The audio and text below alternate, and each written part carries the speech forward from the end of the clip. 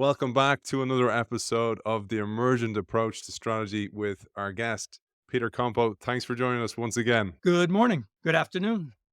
Great to have you back, man. We're going to do an episode now, brief episode compared to some of the other ones on execution, which is chapter 9 for those who are reading along with us.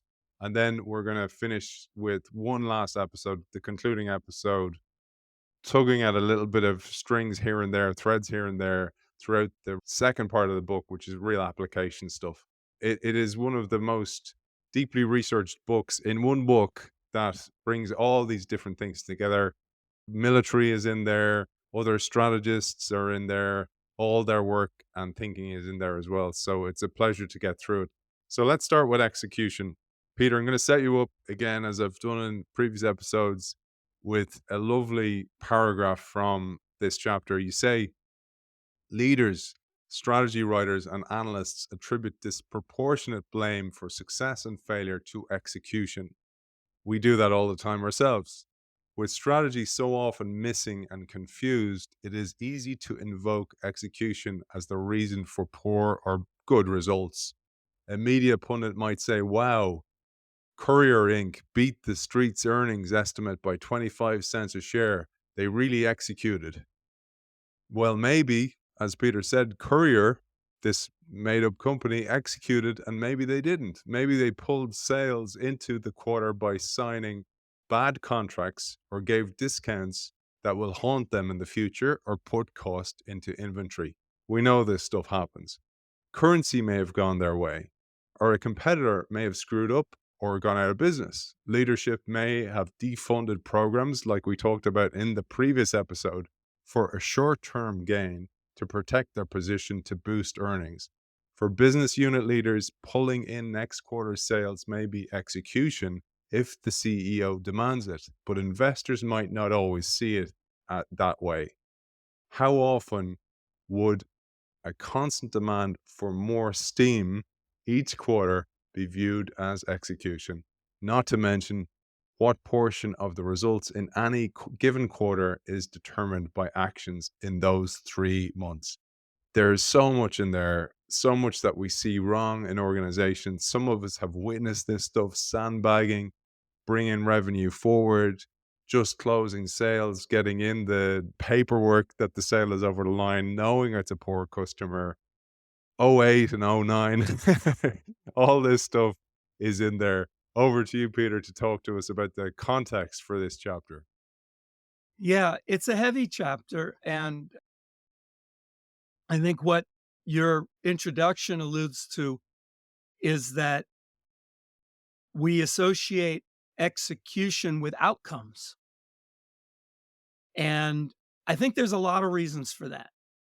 And maybe two big categories. One is that if you don't really have a definition of strategy, and if your definition of strategy is more goal based and lists of goals, then really you don't have a choice then to say execution means, well, meeting all those goals. In essence, get good results as a definition of execution.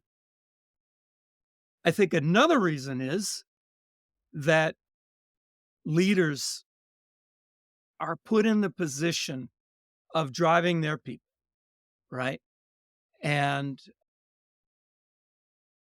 it's easy for them to have in their head, if only my people would execute. We've got the goals, we've got the strategy. The only missing piece here is, did we do it? Are we doing it all? And there's truth in there, right? Did the people really do what they were supposed to do? Did I do what I was supposed to do? Maybe we had that, right? For the leader to ask themselves. But I think this all loses something very important, that if execution is just getting good outcomes, why would we even need the word? Why wouldn't we just say execution? Why wouldn't we just say get good results, deliver? It wouldn't add any value to have the term. I think many people use the term execution and replacement just for like implement or get good results because it sounds better. right? It sounds like you're saying something. It sounds like you're saying something sophisticated, but you're not. So I think the theory of strategy brings out a completely different view of what execution is. You say also execution is sometimes defined as operational excellence, and this is actually what a lot of people think it is. And we talked about sports before, we talked about music before, and you say here, like when an analyst might say, Company X better stop all this innovation stuff and get back to executing, which we hear a lot in innovation world. Or as one consulting firm said, it's no secret innovation is difficult for well-established companies. By and large, they are better executors than innovators, and most succeed less through game-changing creativity than by optimizing their existing businesses. I've said that. So we all make those mistakes. And I want to remind here everybody that's been following us that Peter tells us discipline and innovation are inseparable. And if anything I've learned through doing all these shows, interviewing all these great people, is discipline is absolutely at the heart of innovation. And it's not seen that way. And maybe you have some thoughts on that. I think this is the crux, what you brought in here, that execution, to be a useful concept, an additive concept, has to relate to the discipline of adhering to to the strategy rules and to the rest of the strategy framework. And to think that you don't need discipline or that you don't need execution in order to innovate is a terrible message. How about how about musicians? How about artists? You don't think that they have to execute? What does execute mean in creating a piece of music? Does it mean, I don't even know what it would mean if it's the opposite of innovation. It would have no meaning. What it would be to write the same type of pieces over and over? That wouldn't be anybody's idea of execution. So the definition of strategy as a central rule and tactics as rules, and then an entire framework that's built around that for the practitioner's framework, I think you can only get to execution defined as, did you put the work in to adhere to the strategy framework, to adhere to the hypothesis that you said would get you to good results? See this difference? If execution is just get good results, why would you need a strategy at all? You would just need a plan and just go do it. But it doesn't work that way. You can't directly plan good results. That's why you have a guiding strategy that enables you to take trade offs and accept pains and accept bad things in return for even greater big things. And for the fact that at the beginning of an endeavor, new product line development, improving a sports team, changing a military, anything, you name it, it's going to take time and you're going to have many choices to make as you go. And you need a guiding strategy to tell you how to make those choices. And execution will so many times be, did you adhere to the strategy to make those choices, even though at that moment it might be seductive to do something else, right? Our strategy is that we're not going to sell to customers of this type anymore. And then someone shows up one day with a very lucrative possibility to sell to a customer just like that. What's execution? Is it to do it because now at this moment it's going to boost earnings for a quarter?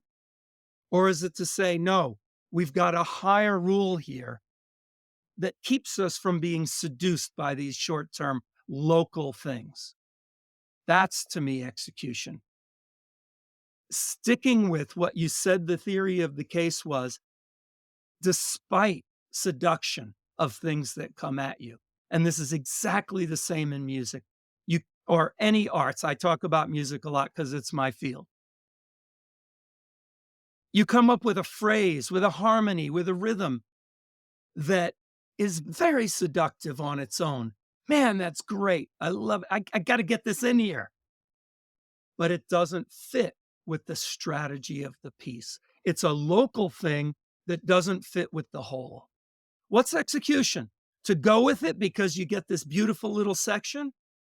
Or is it to say, no, either I got to change the style of the entire piece to add it, or I got to take that bit and put it into the next piece where it makes sense.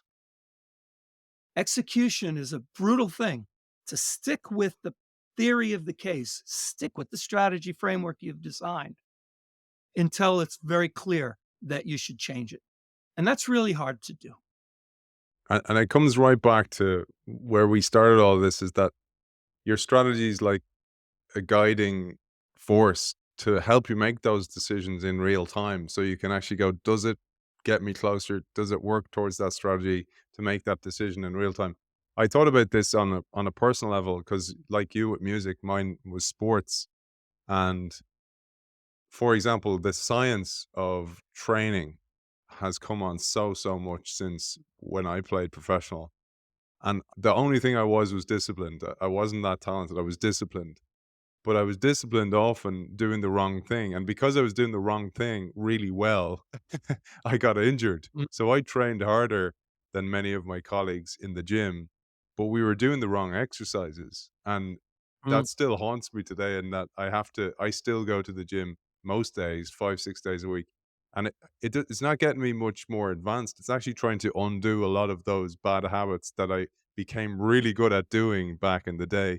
And this spoke to me as a metaphor for doing the right thing worse, because you could be accelerating the demise of your company if you're a brilliant executor with the wrong strategy. See, I think you're bringing in a great example of where execution is confused as a definition and as a concept. Let's give another example that's related to your sports example. You had what you're describing is that you had a strategy of exercise, a theory of exercise, right? That turned out to be wrong. Your execution actually was excellent. So let's give another example. I read one by a famous strategy writer who said execution is a bankrupt concept, has no value. Why? And he gave an example that's just like yours. Ford, modern day Ford, back in the maybe 2008, 2007, somewhere in there, had really worked hard on production of the cars, quality, throughput, cost. And they were really putting out cars at a better rate in a better way than they had before. But it turns out nobody wanted the cars they were making, exaggerating actually. But the point that this writer made was execution is a bankrupt concept because actually their cars were not the designs that people wanted. But that's blaming the wrong thing. Can't you have a bad strategy? Here's another beautiful example of blaming everything, good and bad, on execution. Whereas the problem with Ford at that time was their diagnosis of what the market needed and what they should produce and the strategy for doing that. And it's exactly what you just described in sports. Another angle on sports I'd like to bring out on execution is how many times will a strategy be in place for a team on how to win against a specific opponent, uh, a specific opponent. But then the players in the heat of the moment get seduced by an opportunity, right? A simple example, right? We're going to double team the best player on the other side. We're not going to let that. This is a very famous generic strategy in sports, right? We're not going to let the best player on that other team beat us. We're going to force it that the lesser players have to do it. It's an extremely valid strategy. But then in the heat of the moment, all of a sudden, a player who's part of that double team sees an opportunity to do something, look like a hero, right? Now, and they go ahead and they violate the double team rule and they even get a goal or they get a good roll. Or I'm sorry, in rugby, right? What do you call A it when you try, get yeah, a try. when you get a try, whatever you want to call it. Even if you got a good result, did you execute? No, you violated the strategy. Execution only has meaning because it should allow for failure. And it should allow for the case that a good result was poor execution. Because maybe in one game it worked, but now what about over the whole season? Let's give the example, the Vince Lombardi story you tell in the book, because I love that, and the flexibility in the moment. And what struck me about this example was Lombardi right, or was the Hall of Famer right? Well, for those who might not know, in American football, there is a legendary coach named Vince Lombardi who was most famous for taking coaching the Green Bay Packers football team in Wisconsin in the upper Midwest and in the States to, I think it was 5 championships over 8 years or something like that. He won the first 2 Super Bowls as well. I think it was 67 and 68. And he had a player at the end of one of those Super Bowls that had a very specific assignment. And American football is extremely regimented about what everybody's supposed to do for each play. It's not as fluid as rugby and world football, soccer. And Depends on the so coach, the man. It depends on the coach coach, and the but these play strategy. they're all in American football, they're all very set plays, right? Each offensive play is it starts the clock starts and then you play out what happens. And a defensive player on Green Bay saw an opportunity to what was called a blitz, where you run like a maniac to try to get the quarterback who's trying to throw it. And he did this blitz and got the guy and really won the game because of it, because the other team was about to score. And what did Vince Lombardi say to him afterwards? He was mad at him. He was mad at him because he didn't follow his assignment. He did something that violated it. And this brings out a really important thing is that sometimes when you're on the front line, there has to be flexibility to improvise. But I think any coach, any leader would agree that these should be the exceptions and that when you're doing it, you should be aware of the deviation from what the plan was, what your strategy requirements were, that there should be a tension around that so that the organization maintains its discipline in the long term because seasons aren't made out of great single occasional plays. Seasons are made out of the discipline of sticking to the strategy. And you see this where, in every sport, there's a enigmatic player who Mhm. may be a prima donna or may be perceived as a prima donna. Why the heck aren't they picking Compo? Compo should be in that team. He's amazing. Looks amazing. He's able to do amazing things, amazing skill. But the coach won't pick him either because he's the wrong characteristics for the organization or the team, or to your point, he doesn't fit the way the coach wants to play. He doesn't fit the strategy. So he may be brilliant on his own in isolation. He may be brilliant when things are loose, but for the strategy the coach wants, you just don't fit. And I say that because I wanted to make this a little bit human as well, because when we're talking about strategy, I think a lot more and more about people's lives that we're entering into this period where AI is definitely going to disrupt the workplace. And people are going to find themselves at odds with where they belong and maybe struggling from a resilience perspective, etc. And knowing thyself becomes really important. And I say all that to say that conceiving execution as getting good results doesn't allow for any failure.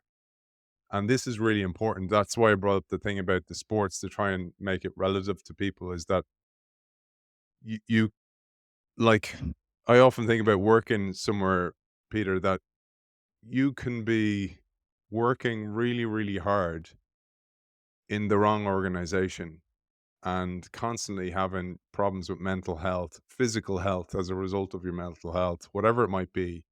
But you're still working really, really hard. And if you zoomed out a little bit and went, actually, I can still work hard in a different place and get way better results because maybe the strategy's better, maybe the timing's better, maybe it's not a sunset business or a sunset industry. All those things become really important. And I thought you'd have some thoughts on this, just not only from a life perspective, but that equates also into an organization.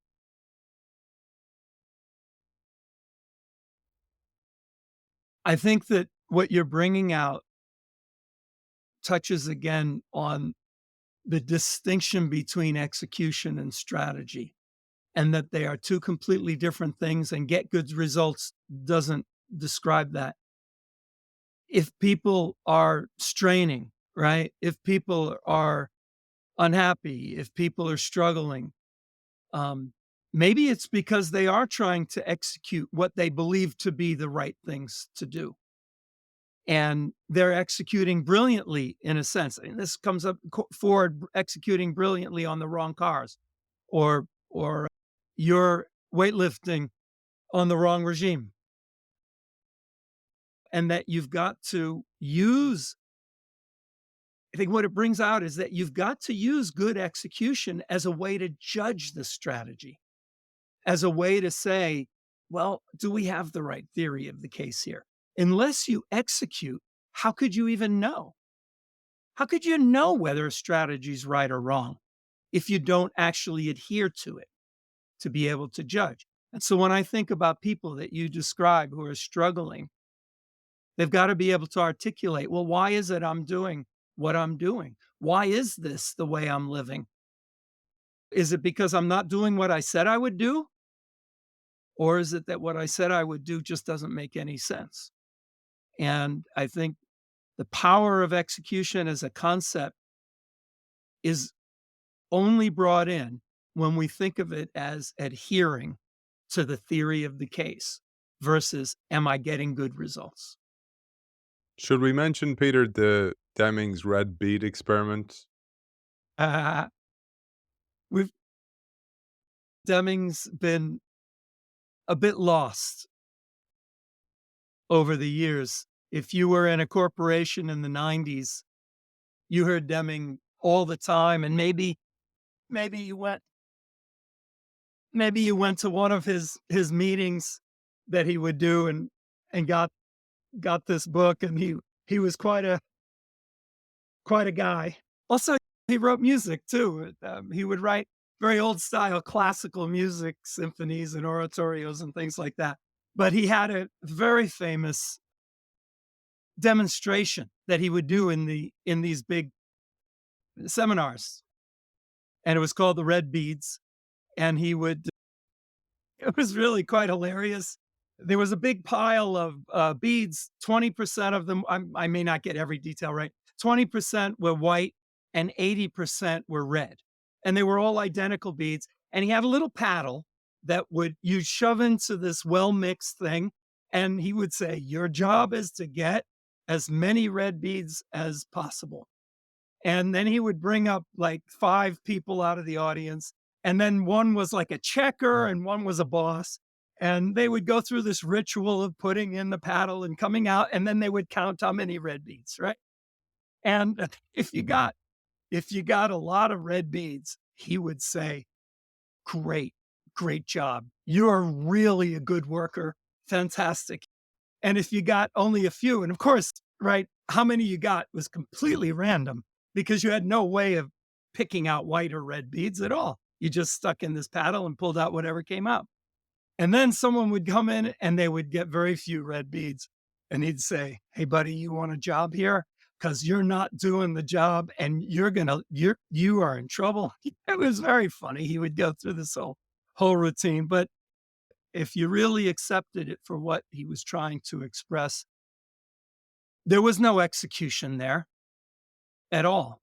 It was totally random noise, and that we were judging execution by good results in a totally random process.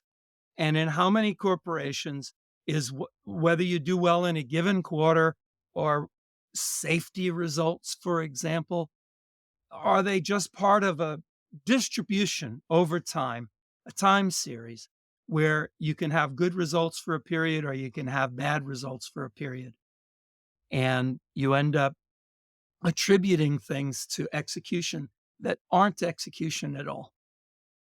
I thought that was such an important thing for innovation, Peter, as well, because I was thinking about how that distribution, so it's an uneven distribution. And say you're working on the future in innovation. So you are in a legacy organization, you're the change maker, you're the catalyst, you're the person trying to drive change, the corporate explorer, whatever stuff you did in DuPont. And you're trying to drive change, or you're trying to introduce a new product.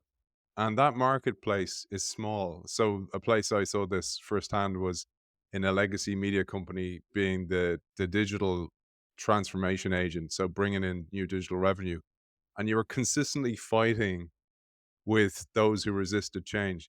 The analog traditional sales, of course, that marketplace was bigger, but you were having these really small wins. And like a 50 grand win was huge at the start because there was nothing there to begin with. And then the next year, 250, the next year, 500, whatever.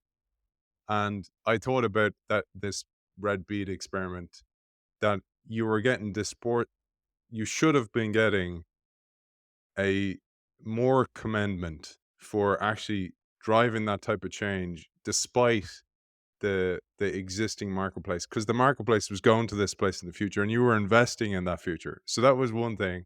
And then I thought about Sven Smith, who we had on the show from McKinsey, in his book Strategy Beyond the Hockey Stick. He talked about, say, for example, you're a police chief and you go, we think the killer's in one of these three places, and send one squad to point A, one to point B, one to point C. And then the one that comes back and apprehends the murderer, you're like, well done to you. And to the other two, you're like, going, you guys suck. You guys disgraceful. And he's saying that's the problem, and it brings all this to life, and it's opening up all types of wounds for me as well. No, absolutely. It's such a it's such an easy trap to fall into, to attribute cause to outcomes, right? Correlation is not causality, and execution falls into this trap. They must have executed, they must have done something right if they got a good result. Well, then we don't need the word execution. Let's just say, let's get good results. But when you do that, you throw away the whole concept of strategy. So two more things. One is the your definition of execution. I thought that was really a useful one to share for people as well. And because it makes it distinct from strategy. So maybe we'll do that very briefly, and then I wanted to share how you talk about it when something changes. So when something changes, everything needs to change, but oftentimes it doesn't if you're focused on execution. I think this is probably what makes execution a very tricky subject. Even if you want to define it as adherence to the theory, adherence to your strategy framework that you've created to guide your actions. Well, what if conditions change and there's not time, or there's little time to talk about the whole big picture, right? To make a change to the theory. Uh, Well, can I this just is what say, hence the Lombardi thing. That guy made the yeah, decision in the moment, took it on himself, right, won the game. right. What about in a military? We had made a strategy that things we're going to stick with this approach to attack a city, and then you find out that the adversaries aren't where you thought they were, and you've got to find a way to react to that. So execution is defined here as adhere to the strategy framework that you said you would follow and put the work in to do that, right? Execution has a work aspect, an energy and drive aspect to it. And change the framework as soon as you see it's not valid. And this makes execution very difficult. This makes life very difficult, right? When to know that you should violate and change. Because in how many cases is it you haven't really adhered to it well enough to know, or that it just takes time for a new strategy to take place? How about in a sports team where a new coach comes in and puts in a new system, a new strategy framework for how they want to play? In the first effort, is it going to come to fruition? Are you going to base whether to stick with that strategy on the results of the first few games or matches? Probably not. You need the time to see if the system can develop, whether it can emerge. And this what's make execution so difficult. Should we change or should we stick with what we said we would do? And there's no magic recipe for this, right? And I think in many cases, this is where talent and some people just have a sense of, yeah, we said we would do it that way, but can you read the tea leaves here? Can you see what's happening? We're not in the right direction. We have to modify. And that's the idea of the positive deviance. And also, we used to talk about in sport in player led teams because a coach cannot, it's not like NFL where you have the clipboard and you can call the calls. You don't have that luxury. So if a team has a philosophy of how they play, one team I played for Toulouse, that's what we did. We played to a philosophy and we had starter moves that would get you in the game. But after that, it was very, very difficult to defend. And they're 5 times champions. They're the most successful club in the world. But tell me, was there not a discipline to that fluid motion? Did everybody do whatever they thought was best in their local view? Or did they have disciplines around what was valid and what was not? And that defined execution of that system. Absolutely discipline and discipline at playing that what looked like this fluid game. And we practiced that ad nauseum, that way of playing. And then the other moves just became starter plays to get us into that flow of things. So that was the big difference. But Aiden, look at what this reveals. Why would you have to practice if there was no rules, if there was no discipline to the system? Why would you even need to do it? Everybody could just go off and do their own exercises and practice on their own. It reminds me of an article I read about the Brazilian football team, soccer team. And we've really come around to emergence. They said, people look at us and they think we're just improvising and just doing whatever we think's good to do. And he said, but you're missing that there is a deep, very deep discipline to our play as a team. And that's what makes us brilliant. Yes, we can deviate here and there, but it's part of a deeper scheme. And this is where the word emergence comes in any field, that the disciplines that we talk about needing for innovation are at a lower level. They're not as obvious. They don't look the same as the result you're looking for, which makes it so difficult for an outsider to say, oh boy, I can see why Toulouse, right? It was Toulouse, uh, why they're scoring so many tries, or however you say it correctly, right? Why they're winning so much. I can see it. Look at how great they're playing. They don't see, maybe sophisticated watchers do, but they don't see the underlying discipline that you're following as a player necessarily. Maybe a sophisticated person does who's well versed in the field. But this is why execution is part of innovation. You're sticking to your theory about what is going to lead to something new and something brilliant. But that theory is not just let's do something new and let's do something brilliant. It's a strategy that says how we're going to interact, how we're going to work, how we're going to behave and make choices despite what might seem like the right thing to do at that little local instant. And I think sports is such a beautiful example of it. And if you've played professional sports like yourself at a high level, I think you see discipline and innovation side by side. But somehow in business, we don't connect the two. In fact, we see that they're opposites and that execution is the opposite of innovation because you're adhering to rules. Well, it's not true.